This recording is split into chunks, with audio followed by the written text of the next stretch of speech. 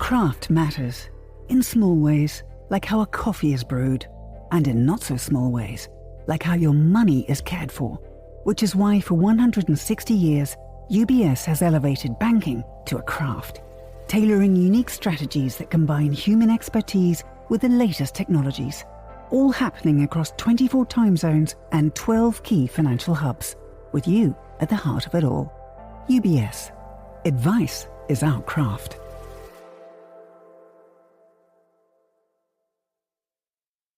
You're listening to The Globalist, first broadcast on the 29th of January 2026 on Monocle Radio. The Globalist, in association with UBS.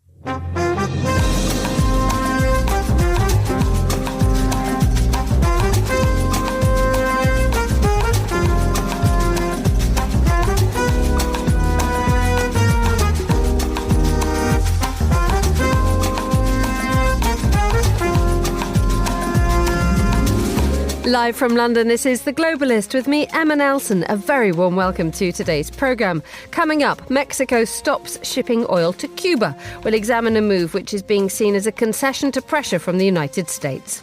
Also ahead in the next 60 minutes. There's another beautiful armada floating beautifully toward Iran right now.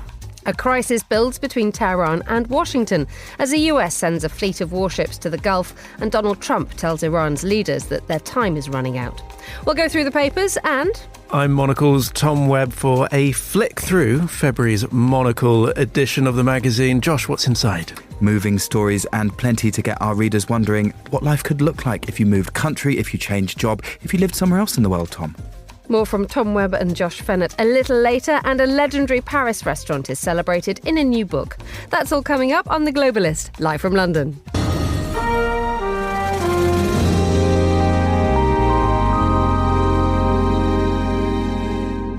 First, a quick look at some of the other stories today. President Xi Jinping has told the visiting Prime Minister Keir Starmer that Beijing is ready to develop a long-term strategic partnership with the UK. The FBI has been carrying out a search at an election office in Fulton County, Georgia, in connection with the 2020 presidential vote. And the French Senate has been examining a bill which would make it easier to hand back looted artworks to France's former colonies. Stay tuned to Monocle Radio throughout the day for more on these stories. But first, could Cuba become the next country that the US attempts regime change? While we are perhaps still a little way from the US forces storming the residence of President Miguel Diaz-Canel and whisking him off to a New York jail cell, a fate which befell the Venezuelan leader a couple of weeks ago, there are signs that the country's allies and suppliers are taking a step back.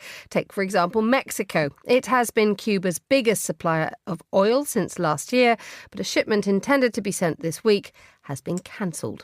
Well, I'm joined now by Antonio Sampaio, expert on Latin American politics and security. Good morning, Antonio. Good morning. It's getting busy in your department. Now, this idea that the Mexicans are not sending oil for the first time to Cuba, immediately suggestions are being made that this is Mexico bending to pressure from the United States. Is this correct? In short, I believe so, but they are doing whatever they can to try to resist that narrative and that impression. And the president, Claudia Sheinbaum, said that it's a sovereign decision, it's an ad hoc decision guided by internal oil supplies. But there aren't many analysts that, believe that. And Mexico is in a very tough situation because her internal political base is, has sympathies towards the Cuban regime and towards, resisting Trump's, more than the Cuban regime, resisting Trump's attempts to guide Mexican policy towards Cuba. But also they have a looming trade negotiation with the U.S. and Trump was very clear that he doesn't want anyone sending oil to Cuba. So Mexico faces a very angry reaction by Trump if it resumes oil shipments. And there is also this Donald Trump, again, being quite noisy about Mexico, saying he's going to have to, and I'm quoting here, do something about Mexican drug flows to the United States. There is this continued pressure from Donald Trump, isn't there? Yeah, the drug shipment situation is, I think, even more of a potential political threat to the President Sheinbaum, because it is very difficult to stop it. Unlike the oil shipments, which is something centralized with the Pemex oil company and the regime and the presidential government, drug trafficking is very difficult to stop completely. And she has started cooperating more with the U.S., sending arrested drug traffickers, suspected drug traffickers to the U.S. for trial. But it's very difficult to stop. And what Trump can do, I don't think there will be kidnapping or an operation like happening in Venezuela. But what Trump can do is targeted strikes against the cartels, similar to the coastal sort of naval strikes against ships off Venezuela.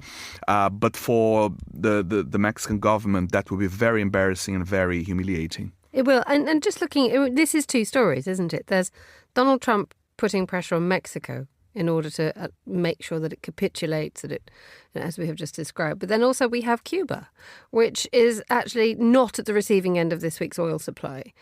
What does that mean for Cuba, just practically speaking? Its dependence on Mexican oil is huge, hasn't it? I think it is now, or since the last year, been the biggest supplier of oil to Cuba. That now stops. Yeah, this is a big problem for Cuba, because Venezuela and Mexico have been the largest oil suppliers to Cuba.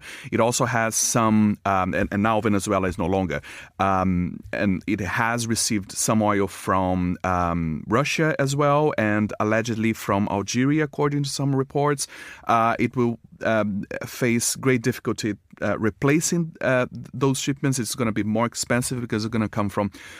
And if it faces, further military blockade by the U.S., even if it manages to sufficiently replace those.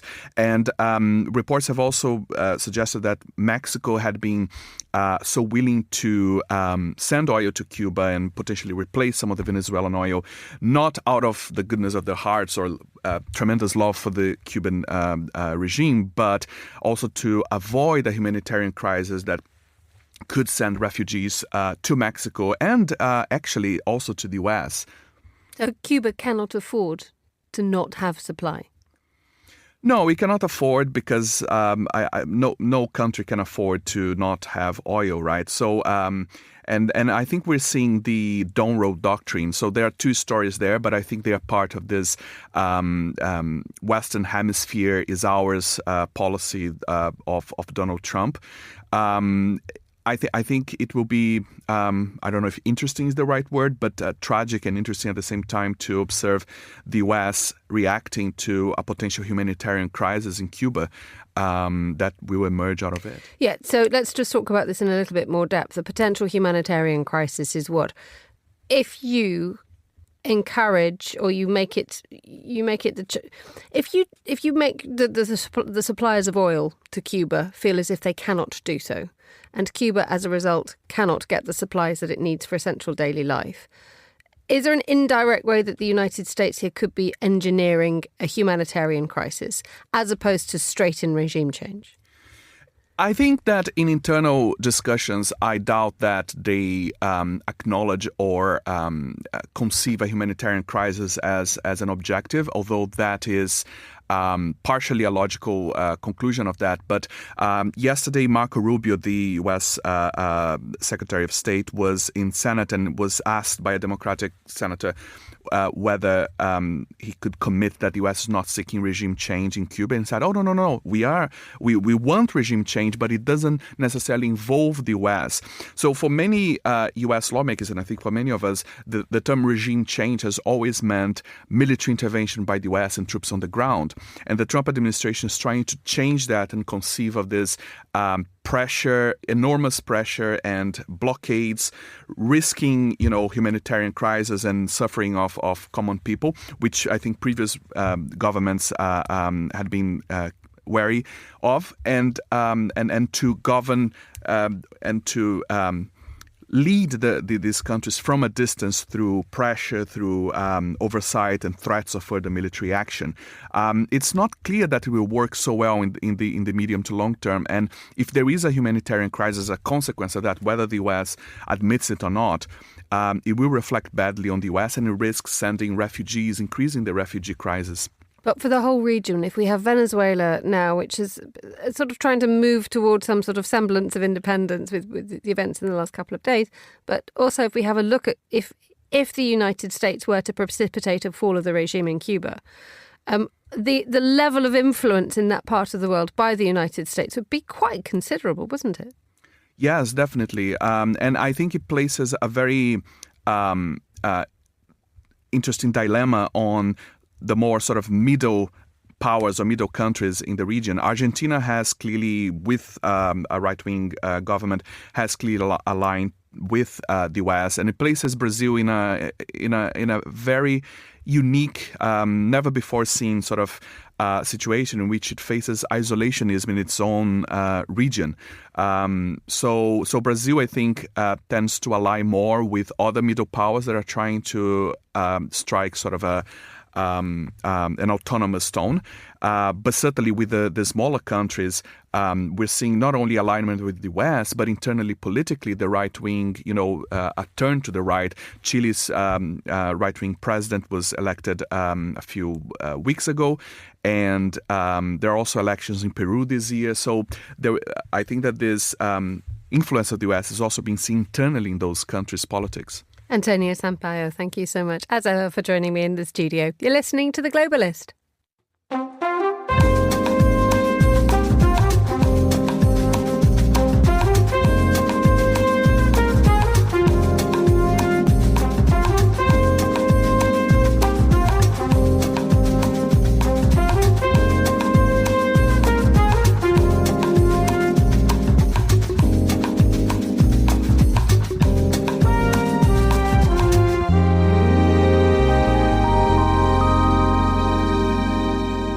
It's 10:41 in Tehran, 7:41 a.m. here in London. Now, is the United States about to launch an attack on Iran? President Trump has warned that a massive armada is heading towards the country, moving, and I quote, quickly, ready and willing, and able to fulfill its mission with speed and violence.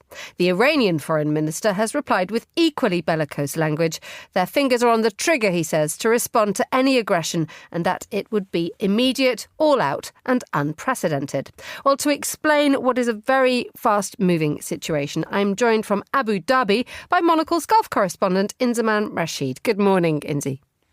Morning, Emma. So the language is breathtaking, massive armada, violence, finger on the trigger. I mean, this rhetoric is really, really powerful stuff, isn't it?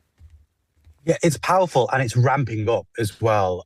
We've seen similar rhetoric in the last few weeks, but over the last 48 hours or so, Donald Trump and Iran have really ramped up their rhetoric, and so too actually have neighbouring countries in the Gulf. Every signal is pointing to the possibility that the US will use military force both offensively and defensively against Iran within the coming days. The military build-up is real and it's very public as well. We've seen that the USS Abraham Lincoln, one of the United States' 11 aircraft carriers, has entered Middle Eastern waters this week. That was after an 11-day transit from the South China Sea. And its arrival has highlighted Donald Trump's escalating threats to strike Iran for the second time in less than a year. Now, accompanying that vessel, Emma, there were 3 guided missile destroyers that arrived in the last few days. That's part of his beautiful armada that Donald Trump has said.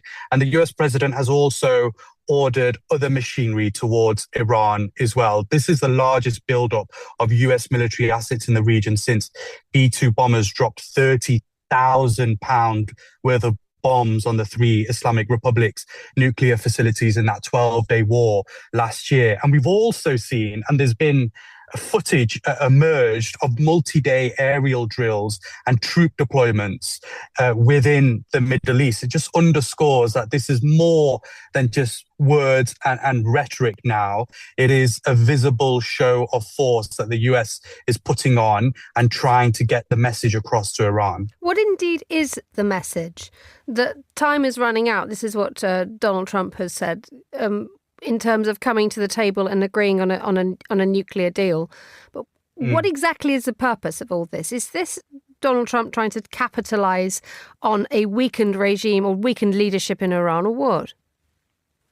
I think that's a very important question, and a question many are trying to answer. What is the actual reason that Donald Trump wants to get into Iran? Well, he has said specifically that time is running out for negotiation, framing military force as an option if Tehran obviously doesn't comply. And I think what Donald Trump wants is to come to the table for Iran to back down, essentially, to listen to his orders. I think the objectives are pretty unclear here because, as you mentioned, Trump has used increasingly hostile language towards Tehran, and I think what Tehran wants is for him to use less of that language, so then they can potentially come to the table and actually have a conversation. But it just feels right now that there is a real sense of urgency, but also immense tension, even here in the UAE and in other Gulf states. And people are watching very closely to see who attacks first. There is obviously a potential strike coming from the United States, but there are also rumors swirling that Iran could come out with a preemptive attack, potentially on one of the US bases around the Gulf or even into Israel as well. So I think the next 48 hours will be incredibly critical. This is a different operation, however, from what we've just seen in Venezuela with the United States going in, grabbing Nicolas Maduro and carting him off to a jail cell in New York. It is much, much harder to try to topple the regime in Iran. Yes, I think that's for a number of reasons. One being obviously its location geographically is one of the issues, and I think the problem that Donald Trump has, particularly in Iran, is actually the Gulf states around the Middle East will also want to make sure that they are heavily involved in any confrontation. It may not seem like it, but they will want to ensure that there is peace and stability in this region. And so he will have received a lot of pushback from the likes of Saudi Arabia and other Gulf states as well. So it will be a lot more difficult for him to just go in and do what he pleads. But clearly, with this buildup of military force in the region, an attack will not be a small attack. Donald Trump will want to go all out in Iran. And the big question will be, what is Iran's retaliation as a result? Where do they go next? Who do they target next? How do they react to a US strike on their own soil? And whether that's attacking a Gulf nation, whether it's the UAE and the Al Dhafra airbase here in the UAE, whether it's Kuwait or whether it's again in Doha, as we saw last year. The worst case scenario would actually be the US military base in Bahrain, which is near to civilians. And it's likely that if Iran were to retaliate and attack that base, there would be serious injuries and even casualties. And this, as a result, will set the rest of the region on edge. I mean, how are things feeling? What would be the reaction to some sort of extended or ramped up military action in Iran? Well, it has huge consequences. It has huge knock-on effects, right? You've got to think of the aviation sector out here, some of the world's biggest airlines, some of the world's biggest airports and biggest hubs. People will be on edge. Travel will be disrupted. The whole industry of travel in this region will be disrupted as a result. We'll be looking closely for flight paths here as well. Oil, of course, the oil prices have been on edge, and markets have been watching very closely what's happening in the last few days. And I think the knock-on consequences could be incredibly severe for this region and the wider world. I think people will be looking closely over the next 48 hours in particular, is my understanding from some conversations that I've had with senior analysts out here, as to whether the US will strike first or whether there will be a preemptive attack from Iran. Inzamam Rashid in Abu Dhabi. Thank you so much. Indy is our Gulf correspondent based out there. You're listening to The Globalists. Still to come on today's programme. It's by accident, but people come back to me. So they are artists, they are in the fashion business, or they're that time very fancy, most important elites of the Paris. Parisian Polaroids, the owner of the celebrated Chinese restaurant Dave, on the collection of photographs capturing his star-studded clientele. You're listening to Monocle Radio. Craft is a matter of perspective, a unique outlook, an obsessive attention to detail. With UBS's Chief Investment Office House View, we're focused on identifying the latest investment opportunities and market risks to help you achieve your financial goals, so you get the big picture broken down into thought-provoking insights. Delivered daily and curated by over 200 globally connected, locally active analysts. UBS. Banking is our craft.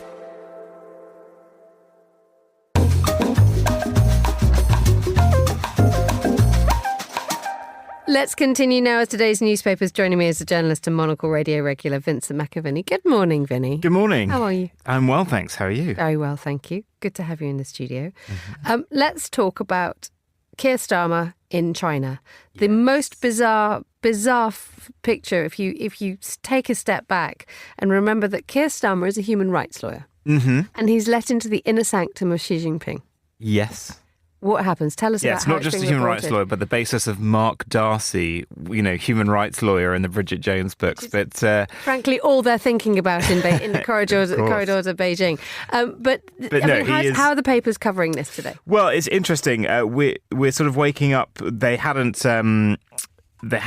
had their meeting when the papers went to print last night, but obviously the copies online have come out. So Keir Starmer has started this 3-day trip. He has had a bilateral meeting with Xi Jinping. It was expected to only last around 35 minutes, but it went double that time. It went on for about an hour 10, we understand, which is always a good sign in diplomatic circles. They've both kind of given the same softly statements. Sir Keir saying that they need to build a more sophisticated relationship, Xi Jinping saying that there's been many twists and turns and that engagement is unavoidable.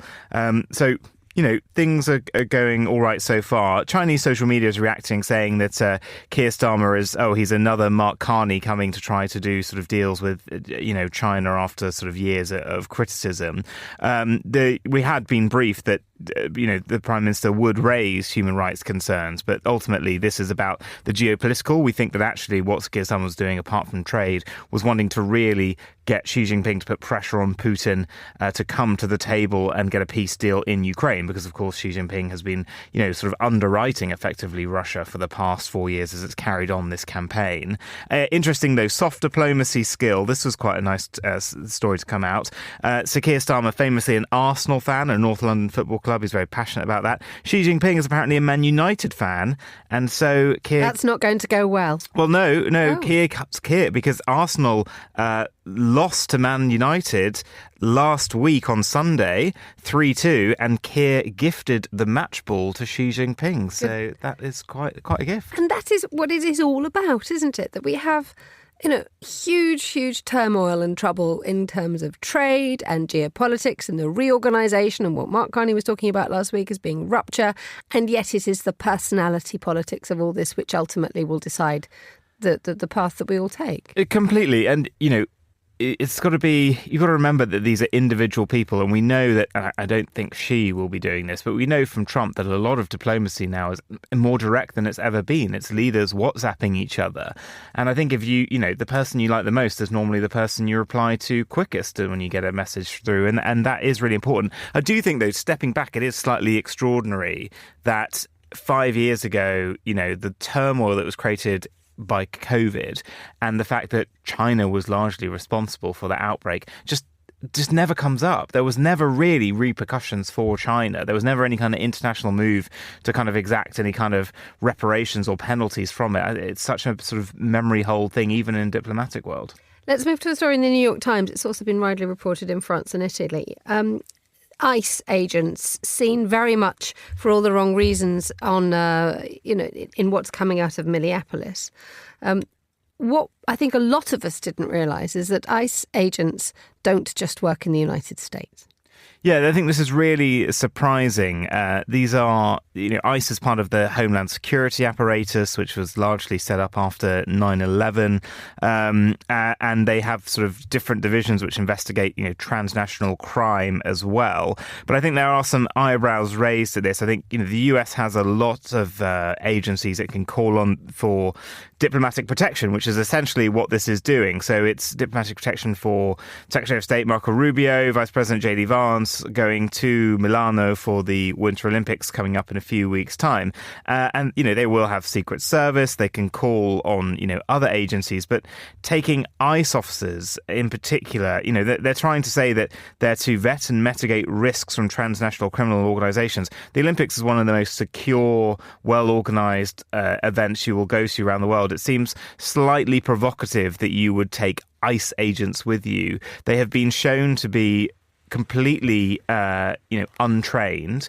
The training for them has gone from 6 months down to 6 weeks. They are undisciplined. They can't even handle weapons properly. There's lots of footage of them, miscarrying weapons, and they go around wearing masks. That is not a force that you take with you for protection to an event like the Olympics, because they simply won't know. You and I have both gone to big international summits where leaders are there. You have multiple security agencies interfacing with each other, and it is, carefully planned, softly, background. It is not, guys walking around in Under Armour T-shirts and masks on, hanging their guns loosely from themselves. Indeed, and the Italians are not happy about it either, because they want to, quite understandably, want to make sure that they are in control of their own security arrangements in once the Olympics starts. Nor do they want a distraction.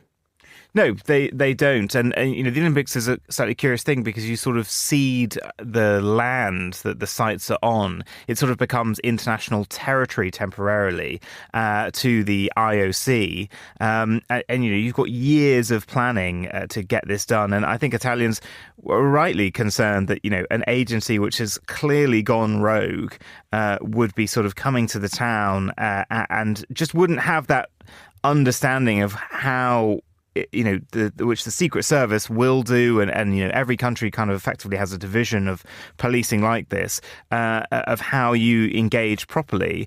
And I think it does raise questions as well. We've got, the World Cup coming up in the US, a very hostile welcome being given to that. J.D. Vance saying, as soon as you're done seeing your game, get out the country. They've got the LA Olympics coming up as well. The US, this should be big opportunities for them to, invite the world in. We know that tourism numbers are crashing to the US. You go to sort of parties and, you talk to people about what holidays are going to take. The response from a lot of people is, I'm nervous about going to the US, so that's off the table for a while, particularly because of what the images they see of, ICE. And they have detained people who have been simply on holiday, and it doesn't seem like a fitting agency for a competition that is meant to bring people together. Finally, let's talk about the Royal Navy here in the United Kingdom, or rather deployed around the world's seas and oceans. They've been told that the sailors on board need to stop drinking so much, which is a glorious story because the US doesn't allow drinking on board at all. The British, on the other hand, slightly more relaxed about this approach, but perhaps that will change. Yeah, this is a really interesting story. So the as you say, the US Navy don't allow drinking wholesale, which maybe is, they can be quite puritanical about these things. But nevertheless, these are highly complex, incredibly expensive technical ships that they're on. I don't know if you've ever been on a destroyer or anything like that, but they are, there we go. I thought you would have done. I mean, they are sort of cramped, difficult spaces to work in. You'd want to have your wits about you at all times, I think, particularly given, navies now are engaging in things like combating piracy, capturing these sort of Russian tankers, potentially about to be engaged in the Gulf. I think you would, especially being at sea as well, want to feel top form. But the British Navy has, for a long time, and it comes from a great historical reason, beer was drunk on ships because they didn't have access to clean water, and it stayed pure for long. And then when they discovered Jamaica, they adopted rum. So there was an actual practical reason for this. But the Royal Navy is looking at having 2 dry days per week on ships, and then lowering alcohol units to 14 units per week. So about the equivalent of 6 pints of beer. They currently have a rule of apparently 2 cans okay. So, people sort of drinking double this amount at the moment. So they are, trying to kind of clamp this down. And it is interesting. They're saying that they are seeing, for operational reasons, for performance, to mitigate risks, they're seeing it now as increasingly important. These long tours that, sometimes these ships are off for months and months away from home. You do have to have some, small comforts. I don't think going the full US hog is great. You might need to come up with, alert where you are in terms of the alert system, and the ship maybe should dictate how much people can indulge. So if you're at, highest red alert, then really, obviously, the bars should be closed. Vincent McAvenny, thank you so much, as ever, for joining me in the studio. You're listening to The Globalist.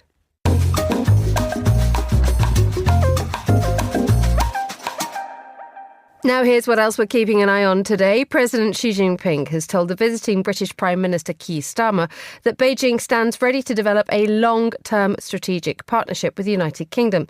Mr. Starmer said the two countries must build a more sophisticated relationship. The FBI has been carrying out a search at an election office in Fulton County, Georgia, in connection with the 2020 presidential vote. Local officials said agents were searching for records from that election. President Trump has long claimed, without producing evidence, that the ballot in Georgia was rigged against him.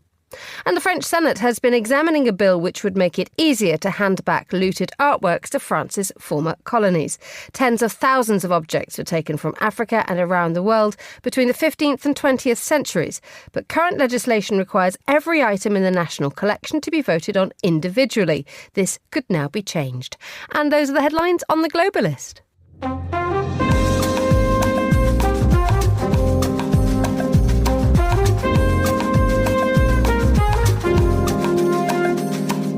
Now, Monocle's February issue of the magazine is out now. For a quick look inside, here's Monocle's Tom Webb and editor Josh Fennett.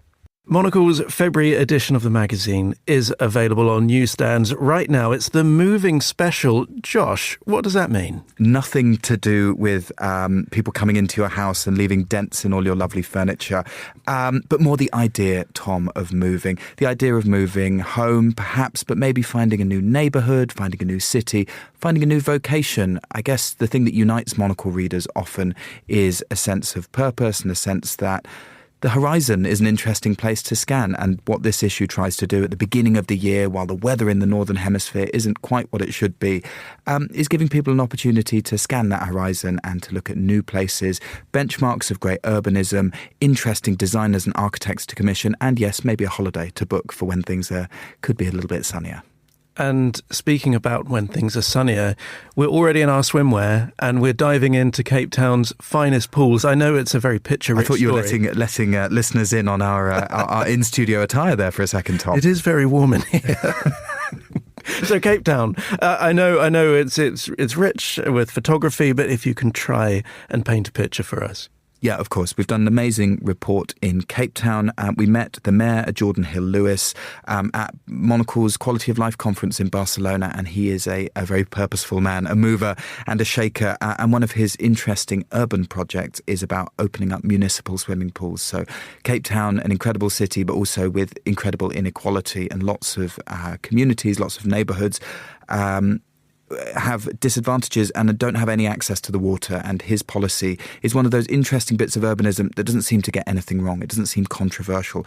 People want to enjoy the sunshine that you're talking about. People want to get exercise, access to clean air. And by renovating these beautiful municipal spaces that are sometimes architecturally interesting, it gives communities a centre. It gives people a place to splash out, if you will. And that's what we've done with the photography. So we've gone and shot 3 of these projects. There's no stooges. We haven't gone there on the busiest day when the mayor's got a load of people in. We've observed people using these public amenities, and it's a great bit of urbanism, although I must say sometimes the word urbanism feels a bit sterile, it feels a bit academic. What you'll see in this amazing report is people actually using these spaces, feeling healthier and better afterwards, and a mayor doing something right, that rarest of things. And you have gone there on a very sunny day, I must say. Absolutely fabulous photography. It's the summer there now, Tom.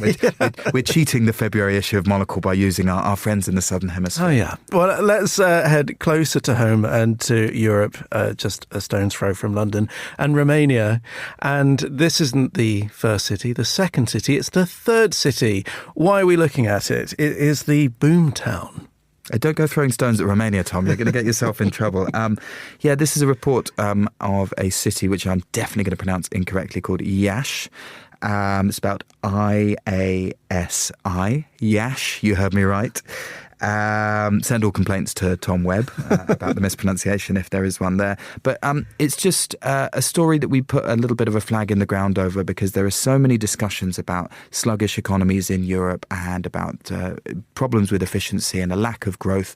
So we thought we'd go to somewhere that is growing and ask about it. And it's surprisingly difficult to find these European cities. You can, depending on how you measure it, you could end up in the streets of Dublin, Tom, because there's a big tech boom. But Iași is kind of interesting because it's attracting talented tech workers, some back office staff. It's a small, interesting university town that really pitches that idea of affordability, job prospects, living well, some good restaurants and a growing kind of like gastronomic scene. But also a place that many people kind of haven't heard of. So in my mind, it's one of those beautiful Monocle stories that shows you something you might not have seen otherwise, gives you some food for thought. And while we're not seriously expecting people to be uprooting maybe from New York or Sydney or Hong Kong to go and live in this, Romania's third city, the keys to its success are things that I think could be taken out to other parts of the world. And maybe, who knows, even here in London. And we did have a very excited reader who found out about this report, send us some of their fabulous chocolate. So we got to taste it as well. Anything else in the magazine you want to quickly highlight for us? Yeah, there's so much to choose from. People who are listening to the radio who may not subscribe to the magazine, it's an absolute treat, a feast for the senses. And really, if you want to see things that you won't see elsewhere, from what life's like for diplomats in Riyadh's diplomatic quarter, Spain's immigration minister, being challenged by us a little bit on her very open borders policy, which is in the news at the minute and not necessarily winning Mr. Sanchez all the friends in the world. But let's expose it to some scrutiny. And there's also a wonderful essay about migration and why people move and what moves us. So in a moment, particularly here in the UK, perhaps in the US as well, where immigration is seen as a bad thing, we try and be optimistic about what it might mean to live somewhere else and live a little bit better, and to talk about the plaudits of an open border. Obviously, we're not saying illegal migration or those things are good, but to have a sensible, non-raised voice conversation about migration seems good. And that all feeds into the moving issue. Plus, at the back of the book, in the more beautiful pages, you might find somewhere to eat, somewhere to stay, and that holiday I promised you, Tom. Perfect for the swim shorts you're wearing now. Monocle's Tom Webb and Josh Fennett there, and our February issue is available now. You're listening to The Globalist.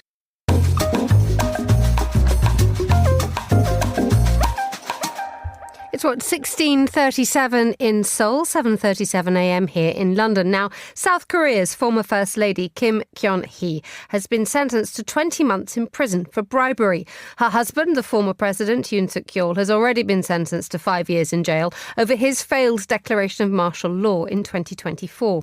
Well, this marks the first time in South Korean history that a former presidential couple have been found guilty at the same time. To tell us more, I'm joined now by Rafael Rashid, who's a Seoul-based journalist for publications including The Guardian and Al Jazeera. Good afternoon to you, Rafael. Good afternoon. So how momentous a moment is this? It's quite unprecedented, as you mentioned, to have the former presidential couple to both be essentially detained and at the same time in two different detention facilities.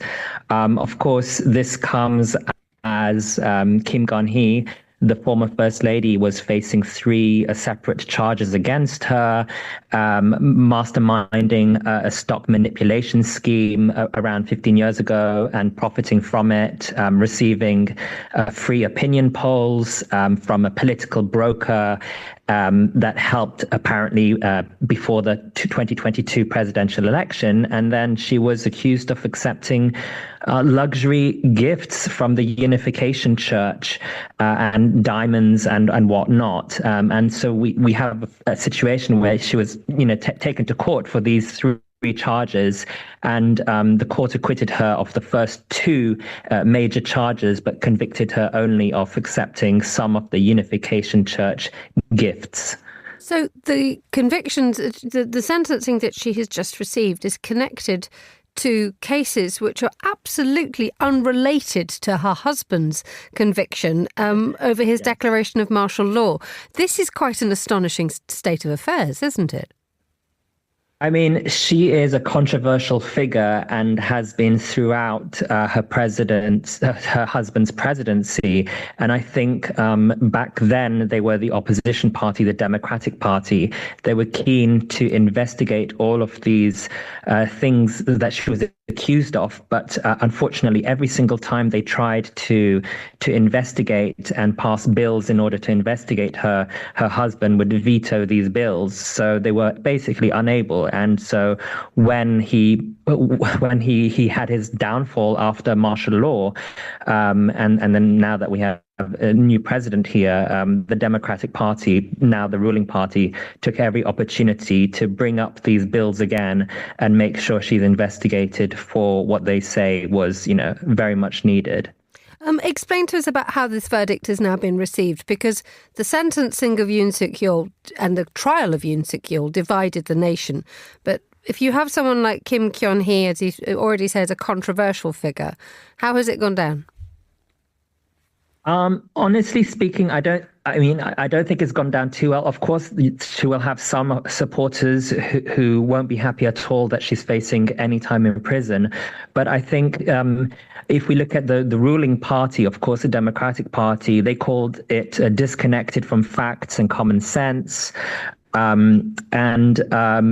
think when we see that the prosecutors themselves had demanded 15 years in prison and now she's just getting 20 odd months. The progressive Hangyore editorial this morning was scathing, questioning how the court could basically lecture Kim about integrity whilst clearing her of the main charges. The court's logic was that she may have known about some of this stock manipulation, but wasn't necessarily a co-conspirator. So many people are questioning the court itself. Some commentators are saying, well, we might as well have AI judges because the verdict was so disconnected from common sense. Well, that's, of course, what some people are saying.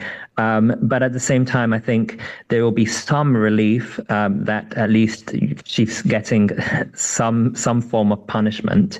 And I don't think she really denied receiving these gifts from the Unification Church. More broadly speaking, what lessons are being learned here in South Korea about the way that public figures should behave? I think there are lessons, of course, to be learned about not taking bribes and gifts from these big organizations and religious groups. But I think there's a bigger reckoning in society to, for example, the state and the church should be separated according to the constitution, but everyone knows that in reality that's not the case. And there are many questions about how the Unification Church could have been so deeply embedded within political circles and the government and up to the presidential office. So there are big questions at the moment about the role of the Unification Church. And even the current president, Lee Jae-myung, has floated around the idea several times about revoking their license registration, dissolving the group, citing, alleged involvement in political interference and bribery. So I think we're going to hear a lot more about this, collusion between politics and religious groups in the near future. Rafael Rashid, Seoul-based journalist for publications including The Guardian and Al Jazeera, and today, Monocle Radio. Thank you so much for joining me on The Globalist.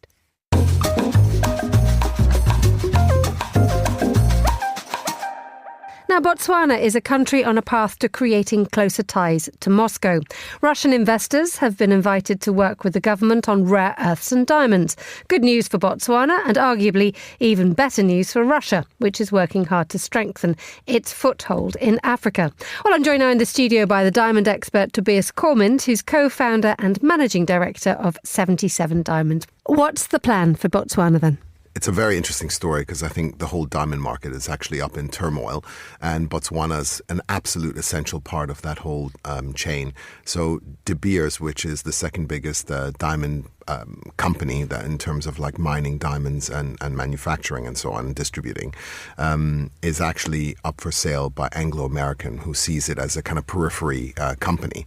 And De Beers actually gets 70% of its diamonds from Botswana. So those two are incredibly intertwined, and Botswana is effectively trying to, in a way, nationalize diamonds by buying De Beers, and it's getting it's looking at external funding from countries like Oman to be able to do that. And that would change from owning 15% of De Beers, which is what they currently have, to owning the entire entity, instead of just being part of the kind of mining story and getting some revenue. They would effectively be part of the whole chain. So in terms of controlling pricing, marketing, and for them, of course, their economy's been hit really hard as the diamond prices have kind of declined and volumes have declined and demand has declined also because of the rise of lab-growns. They're trying to take control so that they can control their own future destiny. All this is very attractive to Russia, isn't it? Yeah, so the Russia play here with Botswana is very interesting. So we know that Botswana has just opened an embassy, or is opening an embassy in Russia, and that obviously is going to agitate the US.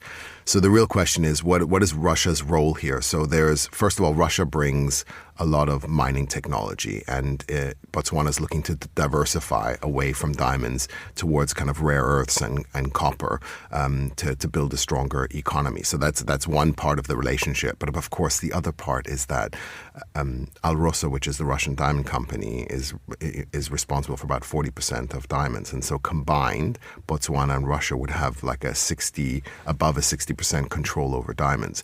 That would give them complete power, almost on an OPEC-style oil control, to determine supply and pricing. But that would open themselves up for tariffs from the US, because obviously the US would, and that's the US currently is about 50% of diamond demand. So I think Botswana needs to be very careful. So some speculate that this is a bargaining chip for the US in order to get better tariff terms. But if Russia does enter in properly and Botswana and Russia get tied really close together, I think there's big question marks about what's going to happen with the supply. Indeed, and what do we think might happen to supply? Where might it be diverted to? At the moment, China is relatively weak, but of course China is very happy to accept Russian diamonds and would also be happy to accept Botswana diamonds. So if they come back strong online and we see luxury demand increasing again, that's part of what's happening. That's exactly what's happened with oil as well, with Russian oil going to China during this period where the US and China are kind of fighting with each other. But you can't ignore the fact that the US is still by far the strongest market. And I think Botswana is playing a very dangerous game and needs to think really carefully about what it's doing. Indeed. And because this would actually strengthen the hold that Russia already has across the continent, doesn't it? Especially when it comes to diamonds. Yeah, I mean, Russia's been looking for an angle to enter into Africa, and it strengthens its ties with countries there, just as China's done on a massive scale throughout Africa. So for Russia, of course, this makes complete sense, and it's also driving a wedge between countries in Africa and the US. So that's exactly what they want. So what is likely to happen next? Is Russia going to succeed? I think what will happen is Botswana will probably, first of all, it depends on whether they get De Beers and whether they can gather together the funding. I think it's quite dangerous to concentrate so much power within kind of one country. But we'll have to kind of see how the balance is played. I think, if they can navigate this carefully, they can get some mineral technology and diversify their economy. And at the same time, if they can appease the US and they can balance the two things, they might really stand to gain. But, it can all go crashing down and become incredibly wrong. Tobias Cormand, thank you so much for joining me in the studio. That was Tobias Cormand, co-founder and managing director of 77 Diamonds. IQ, EQ, and AI. 3 components key to the craft of innovation at UBS. Because to stay ahead in a rapidly evolving age, you need a partner with decades of experience, endless passion for the work, and a finger on the pulse of leading technologies, bridging human expertise with artificial intelligence, all to elevate you. UBS. Banking is our craft.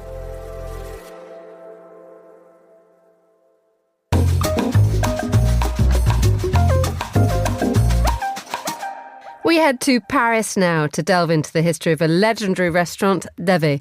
Across the 80s and 90s, it was the place to be in the city, the most fashionable restaurant in town, seating everyone that mattered in fashion, film, art and music. Well, there's a new release by Idea Books called A Night at Davé, and it features Polaroids that the owner, Davé Chung, took of his guests in early selfie-style Polaroids, capturing off-guard moments and unexpected combinations. On Monocle Radio's senior correspondent Fernando Augusto Pacheco heard from Davé himself, who explained that the restaurant wasn't an immediate hit.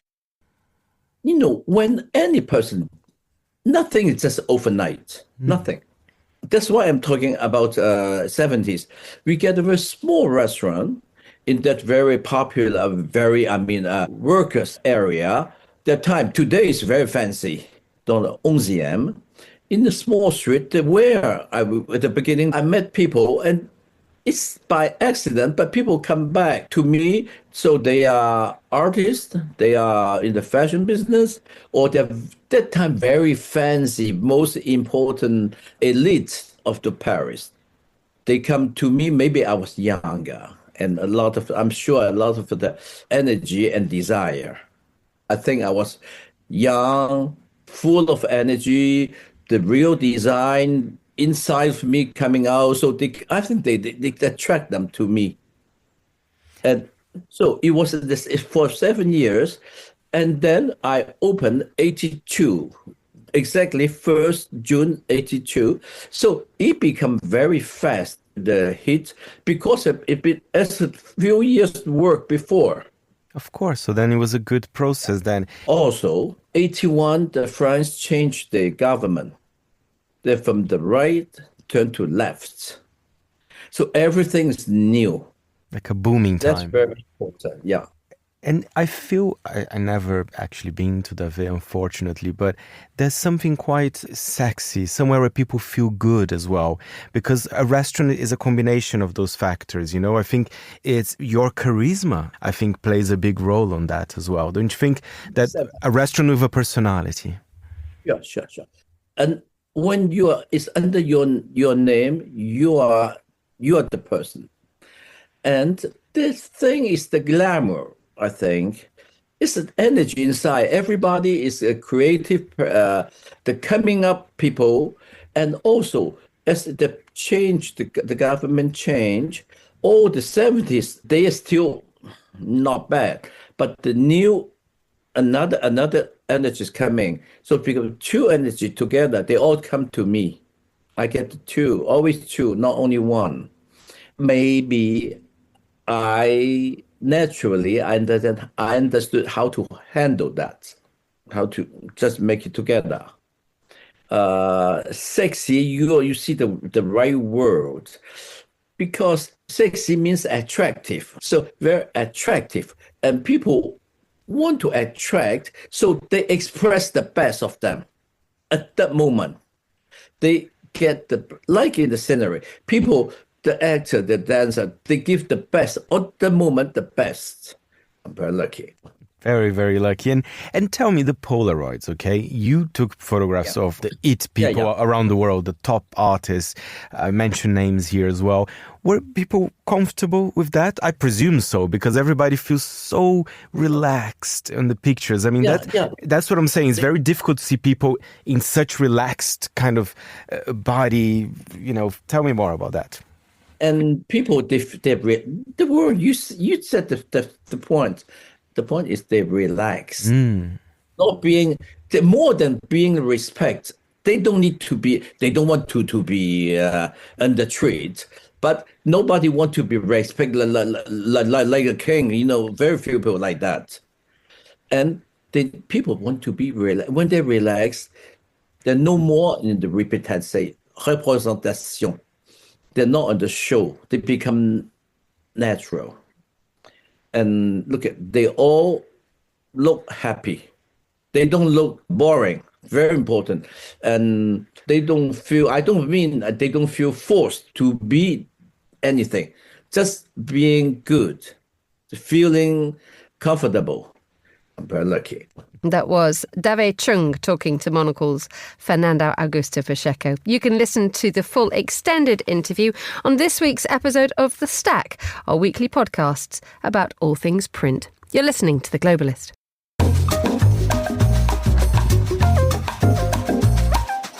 We stay with food and drink to conclude today's programme, but we head to Tokyo for it. Joining us from our Tokyo studio is Melinda Zhou. She's a food, sake, wine journalist based in the Japanese capital, and she joins me now. Good afternoon, Melinda. How's life where you are? It's snowing, right? Or it has been snowing. Oh, actually, it's not snowing in Tokyo. It is quite chilly, but I just came from Toyama City, where it is quite snowy. And how was your journey in? My journey was great. I went there because I wanted to visit a sake brewery called Masuda Sake Brewery. But the city itself, which is about 2 hours and change northwest of Tokyo on the coast of the Sea of Japan, is really emerging as a gastro destination. It's just a treasure trove, especially for seafood. The Toyama Bay is one of the deepest waters in Japan, and it's home to at least 500 varieties of seafood. Goodness me. So talk us through it. Not all 1,500. I'm not sure we have time, but your highlights. No, definitely not 1,500. It's more like 500. But one of the interesting things is that one of the areas in the city, Iwase, which is the former historic port district, is really developing as a restaurant and bar destination. There are so many Michelin-starred restaurants like in this one little area. And the brewery that I visited, Masuda Sake Brewery, has been very instrumental in developing new restaurants, new concepts. When we were there, I had dinner at a sashimi specialist, and I think we had at least 15 varieties of seafood at this one restaurant called Nenjurute. I have just fainted with delight. Tell us a little bit more about the Masuda brewery. It's been there since the 17th century. So this is 15 generations of sake brewers, something steeped in Japanese culture.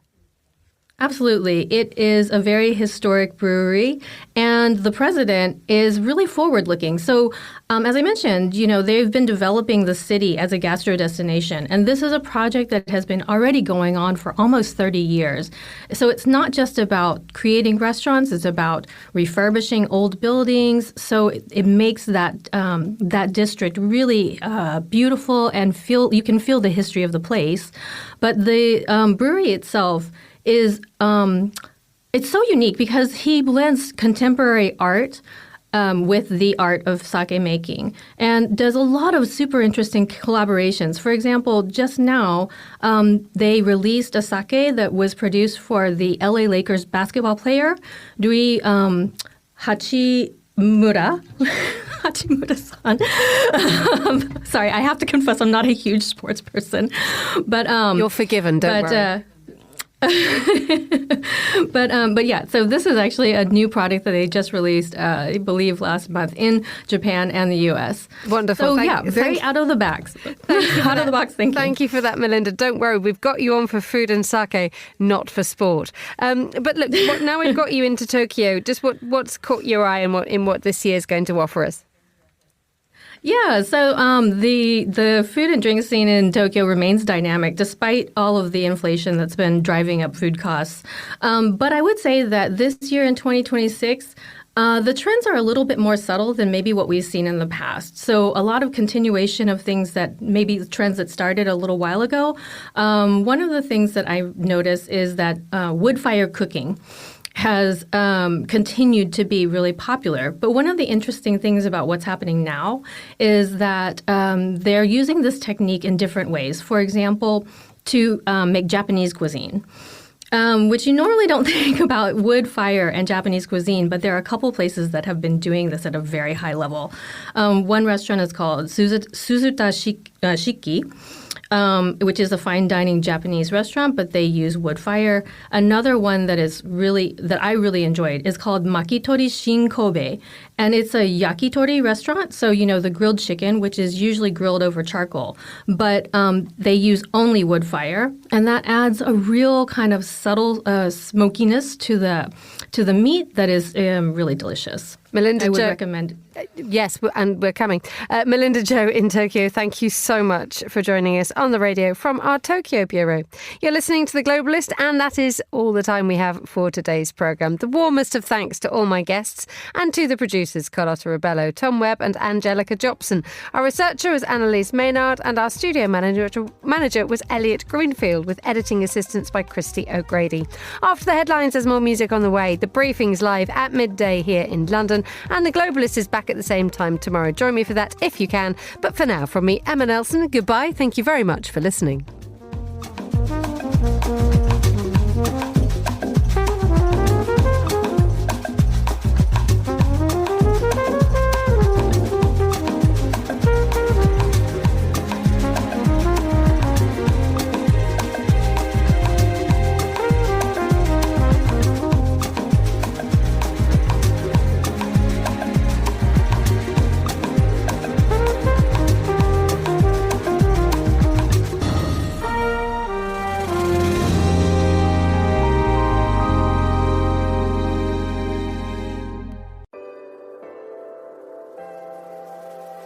With UBS, you have a truly global partner, incorporating new technologies, innovative approaches, and unexpected opportunities, leading you to insights that help answer the questions that matter, delivered with passion, care, and unmatched expertise. Because it's about rising with the dawn each day, knowing that we can do even better. That's what banking is to us. Not just work, but a craft. UBS. Advice is our craft.